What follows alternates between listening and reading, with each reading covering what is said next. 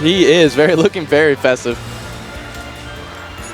And if he picked up B3, we're going to see some fireworks. That is very true, my friend. Let's see. But it kind of looked to me like he picked 1-3, 1-3.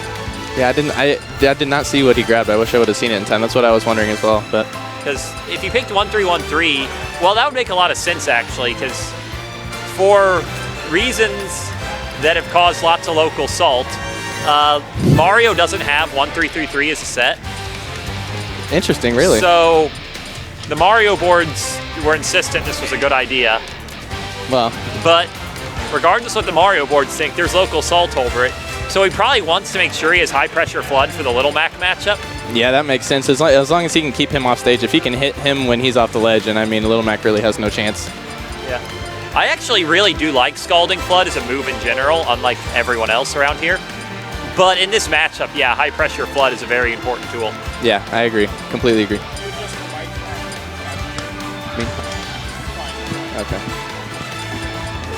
Got it? See how it keeps dropping? Yeah. You can adjust it right there. Just like that. I've had my, every tournament I get at least one scold from Kevin for misusing these mics. I'm pretty bad at it. He just knows how it works over here. He's been doing this for a minute, making the stream look good. Shout out to Kevin sitting over here next to me, making the stream happen. It looks like we're striking to Dreamland 64. That's a, I'll call this a very brave stage for Mac to go to. Yeah, absolutely. With the wind. Oh, well, no, never mind. It's Lilat. This makes a lot more sense. Yeah, absolutely. I was going to say could be very potentially bad for Little Mac. Yeah, it's not just the wind, but the platforms. Little Mac can't full hop onto Dreamland platforms, unlike Battlefield. That's right. That's right. But this stage, I think, works pretty well for him. Caught in the tilts. Good combo there by Mario.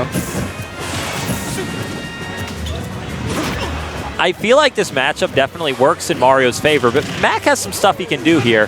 He just needs to keep those tilts going.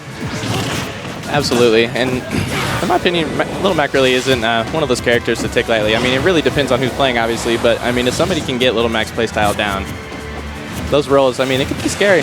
He's really one of those momentum characters. Yeah, he's one of those characters who, you know, in terms of the game theory, he's supposed to lose bad, but if things start going his way, he wins real big too. Absolutely.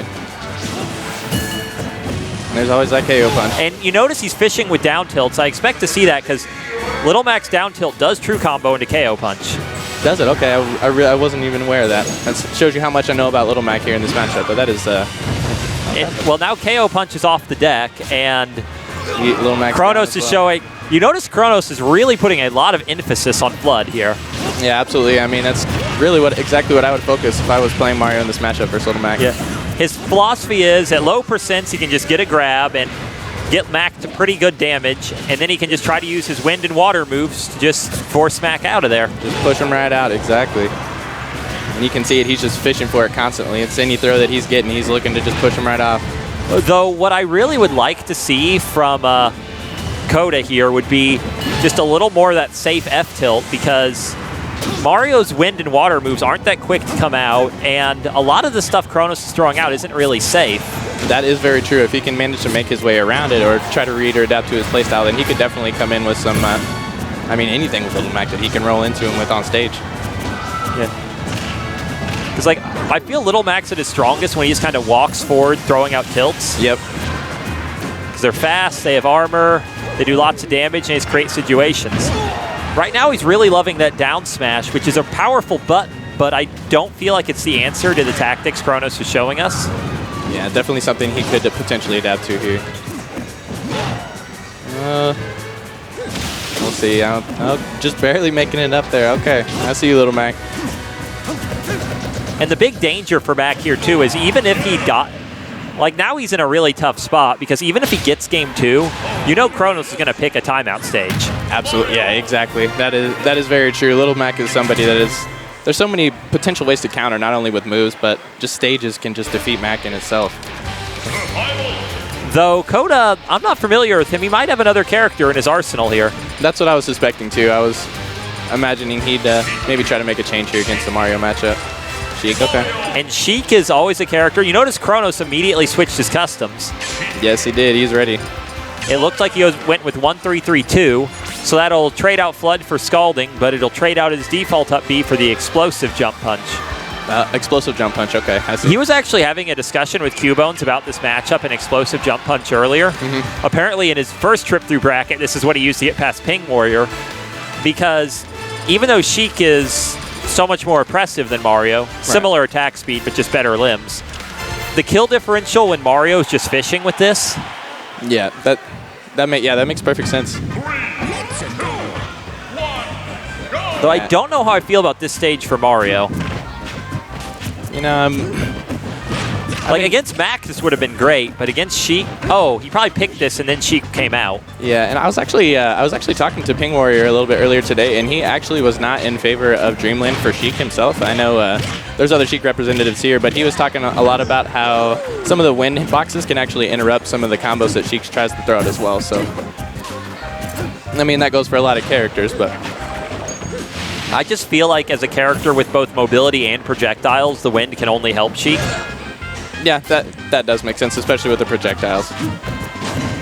Because if you're a slower character without projectiles, the wind inhibits your movement relatively more, and you can't actually get to them through the wind. Yeah, that's very true. Very true. But right here, Sheik's working out okay. But Kronos is mostly just staying patient and looking for those power hits, because Sheik is already about an Explosive Jump Punch's kill range. Yeah, absolutely. And Sheik is moving around the map well, just kind of lack of approaches, and Kronos really isn't falling for his tactics at all. He's just staying patient, staying in shield when he needs to, and just trying to punish. Though I don't feel like K0hta's Sheik is really representing Sheik's chase game. I agree. Like, he's doing a lot of things in neutral that are making him kind of awkward to hit, but he's getting those grabs, and he's just not getting a convert off them. And those converts are really what make Sheik the tournament force she is. Absolutely. See what he can pull off here. We've really got a very even game going on right now here in the first act. Though if he's not feeling the converts, him charging the needles, I almost wonder if he just wants to play the Camp Sheik game from here. It's almost what it's seeming like. I really haven't seen him throw the needles out, if at all.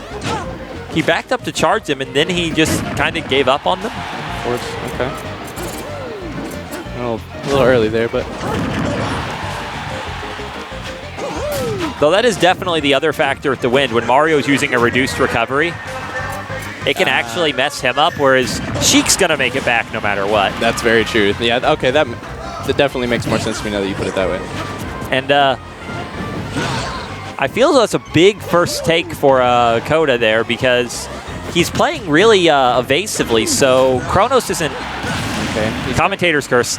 Right, commentator's curse there, but yeah, it was very interesting. He's playing it's a very unique Sheik style, but I mean, he put out a really good combo over here on the ledge and then finishing him off nicely, so he came out explosive on that first stock, all things considered, with Sheik's skill power.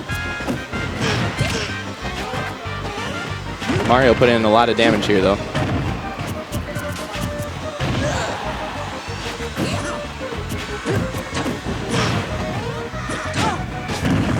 I feel like Kronos says, well, he gained a lot of confidence, and by stock 2, he kind of had a read on the unique Sheik style, and he eventually found that up B he wanted all game. Yep, he did. He did, and I think it was definitely a good idea to go for the counter pick, but unfortunately, that Mario knew the customs, knew how to adapt to the matchup, and...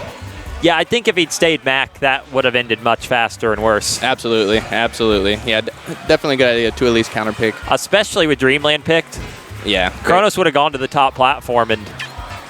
Yeah, yep. Charge Flood. What can you do from there? Exactly, just charge Flood.